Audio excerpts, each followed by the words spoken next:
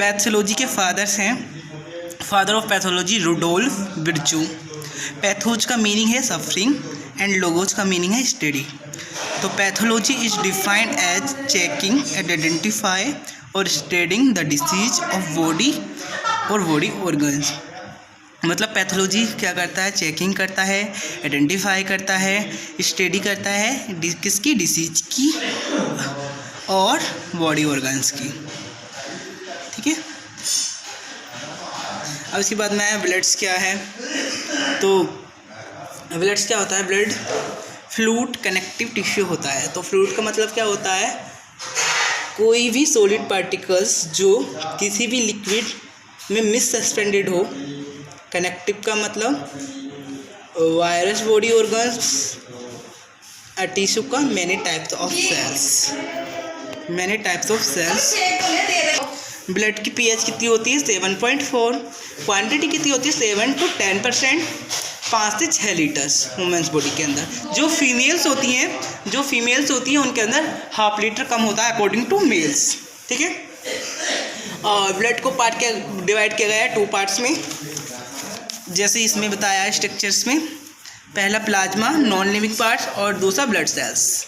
तो जो आपका प्लाज्मा होता है वो 55% होता है, जो ब्लड सेल्स होती हैं वो 45% होती हैं। और जो प्लाज्मा के अंदर चीज़ें होती हैं वो 100% होती हैं। जैसे वाटर 90% होगा, प्रोटीन 7% होगा, साल्ट 0.9% होगा, ग्लूकोज 0.1% होगा।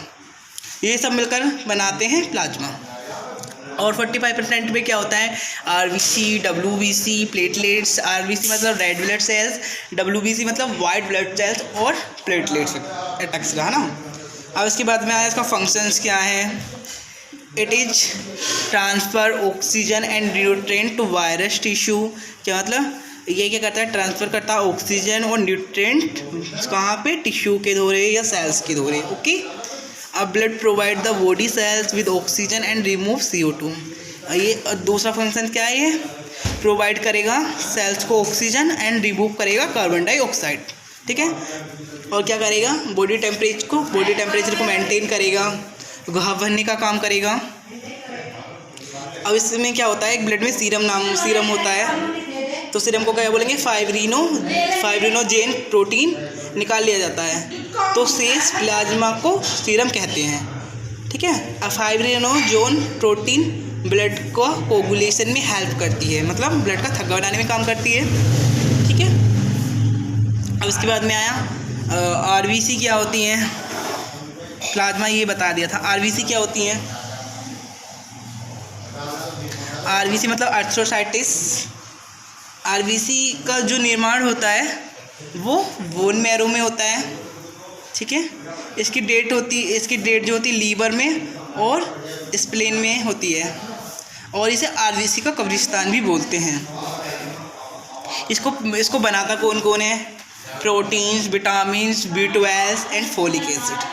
जो RBC होती हैं उसकी लाइफ होती है 20 से 20 to 120 डेज। ठीक है। तो इसमें इम्पोर्टेंट बात क्या है, जो छोटी अवस्था में होते हैं तो इसका निर्माण लीवर और स्प्लीन में होता है। इसमें हीमोग्लोबिन प्रोटीन प्रेजेंट होता है, जिसके कारण ब्लड का कलर रेड होता है। और क्या करता है, carry oxygen to the body and remove CO2।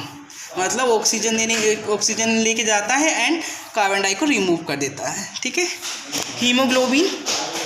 Haemoglobin में प्रेजेंट आयरन कंपाउंड को हम हीमेटिन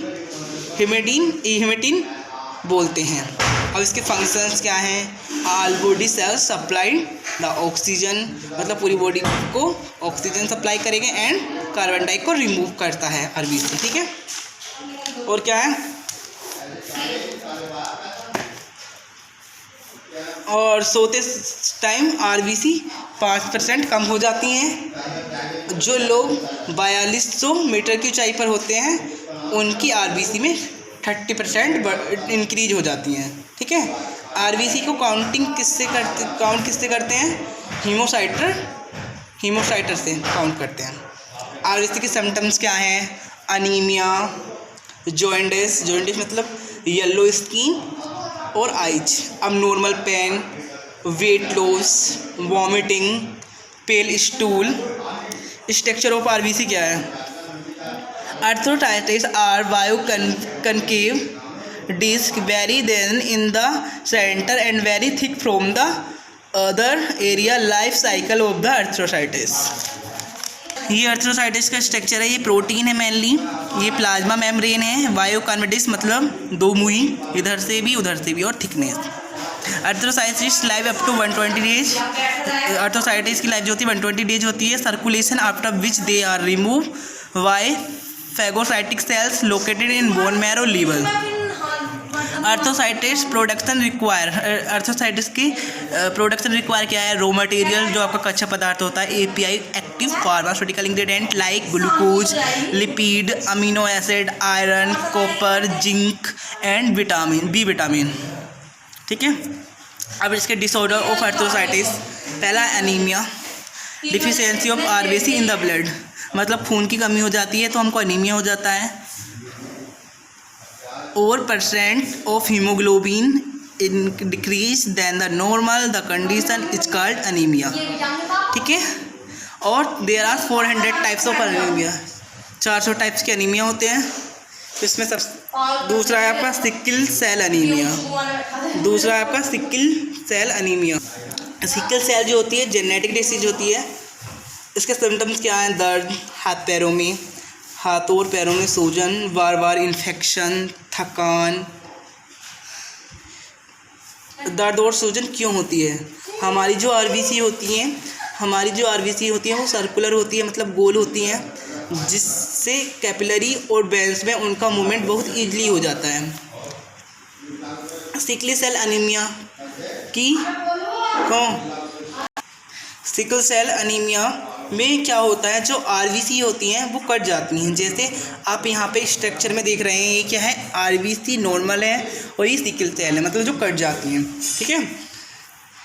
जिस वजह से मूवमेंट के दौरान कैपिलरी और वेन्स में हमारे शरीर में ब्लड एक स्थान से दूसरे स्थान पर ले जाते हैं।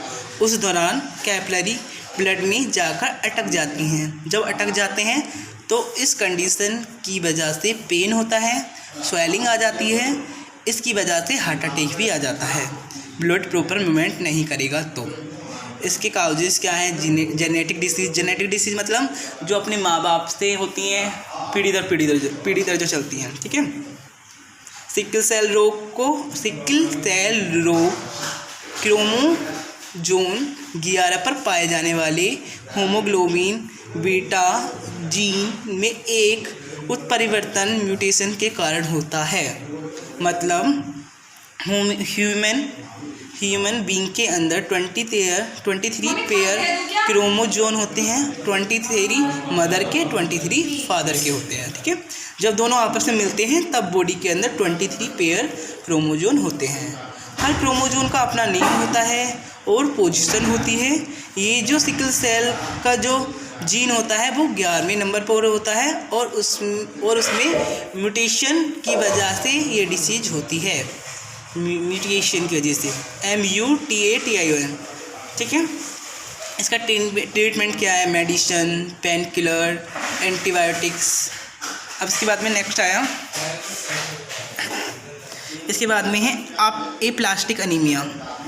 एप्लास्टिक एनीमिया में क्या होता है? In this condition there are deficiency of all types of blood cells causes by failure of bone marrow development.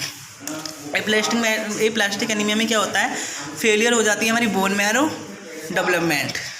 हमारी जो बोन मैरो है वो डेवलपमेंट नहीं करती है, वो फेल हो जाती है। ठीक है। इसके बाद में आया थैलीसीमिया। क्या है?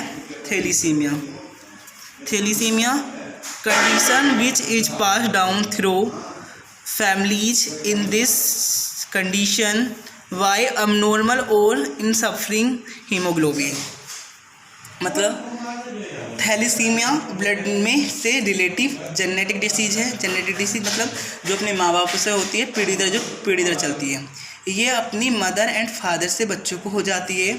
इस डिसीज में हीमोग्लोबिन निर्माण में कार्य में गड़बड़ी मिलती है, मतलब हीमोग्लोबिन में जो डेवलप होता है उसमें कुछ गड़बड़ी हो जाती है। थैलीसीमिया का प्रभाव क्या है? जनरली आरबीसी की उम्र 120 दिन होती है, लेकिन थैलीसीमिया के कारण उसकी उम्र 20 दिन हो जाती है। इसका सीधा इफेक्ट हीमोग्लोबिन पे पड़ता है। हीमोग्लोबिन डिक्रीज हो जाता है, हो जाने से बॉडी वीक हो जाती है और किसी ना किसी डिसीज से बॉडी में प्रॉब्लम आती रहती है। इसके सिम्टम्स क्या है? वीकनेस, इसके सिम्टम क्या? वीकनेस, थकान और जॉन्डिस, स्किन येलो और आइज। अब इसके बाद में आया polycythaemia a high amount of RBC is called as पॉलीसाइटीमिया।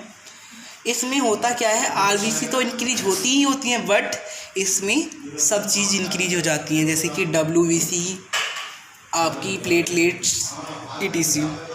और सिम्टम्स क्या है इसके? Weakness, headache, eating, joint pain, abnormal pain, bone pain. बस, थैंक यू आज के लिए।